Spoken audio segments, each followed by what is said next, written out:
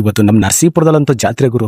ನಮ್ಮ ಟಿ ನರಸೀಪುರದಲ್ಲಿ ಇವತ್ತು ಗುಂಜನರಸಿ ಸಮಿತಿ ಇರುವ ರಥೋತ್ಸವ ನಡೀತಿತ್ತು. ಆದಷ್ಟು ಬೇಗ ಬನ್ನಿ ಬಾಸ್, ನಿಮ್ಮ ಬರುವಿಕೆಗಾಗಿ ಕಾಯ್ತಿರುವೆ. ಜೈ ಡಿ ಬಾಸ್, ಜೈ RCB ಎಂದ ಅಭಿಮಾನಿಗಳು. ಬಾಳೆಹಣ್ಣಿನ ಮೇಲೆ ನಮ್ಮ ಬಾಸ್ ಬೇಗನೆ ಬರ್ಲಿ ಅಂತ ಅರ್ಕೆ ಕಟ್ಕೊಂಡು ಬಾಳೆಹಣ್ಣನ್ನ ತೆರಿಗೆಸ್ತಾ. ನೀವು ಕೂಡ ಹಾರೈಸಿ ನಮ್ಮ ಬಾಸ್ ಬೇಗನೆ ಬರ್ಲಿ.